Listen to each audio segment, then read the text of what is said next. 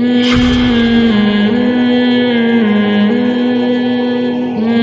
اللہ الرحمن الرحیم۔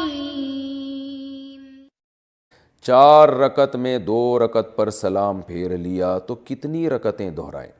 اگر کوئی 4 رکعت فرض کی نیت باندھے اور 2 رکعت کے بعد سلام پھیر دے تو اسے نماز دوبارہ پوری پڑھنی ہوگی یا صرف 2 رکعت کی نیت باندھ کر مکمل کر لے؟ کاشف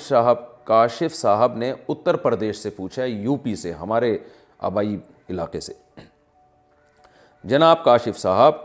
4 رکعت فرض میں اگر آپ نے 2 رکعتوں کے بعد سلام پھیر لیا،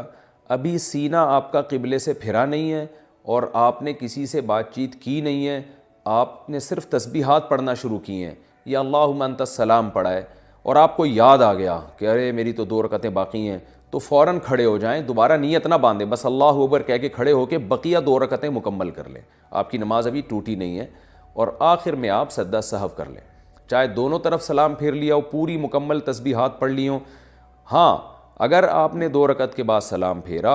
اور اس کے بعد آپ اپنی جگہ سے اٹھ گئے، سینہ آپ کا قبلے سے پھر گیا، یا آپ نے گپ شپ شروع کر دی اور بھائی ہیلو ہائے سناؤ بھائی کیا چل رہا ہے آج کل، میں تو نماز میں تھا، حالات کیسے چل رہے ہیں،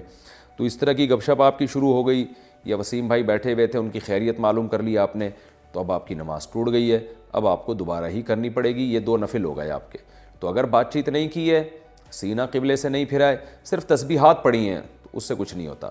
تو آپ بقیہ 2 رکعتیں اسی طرح مکمل کر لیں۔ مساجد کے اماموں کے ساتھ ایسا بہت ہوتا ہے، میں بھی چونکہ مسجد میں امام ہوں تو ایسا بہت ہوتا ہے، بعض دفعہ 2 کے بعد آدمی سلام پھیر لیتا ہے، بھول جاتا ہے وہ، یا 3 رکعتوں کے بعد کسی نے سلام پھیر لیا، نماز 4 رکعت کی تھی، آپ نے 3 کے بعد پھیر لیا، تو امام پر بھی یہی ہے کہ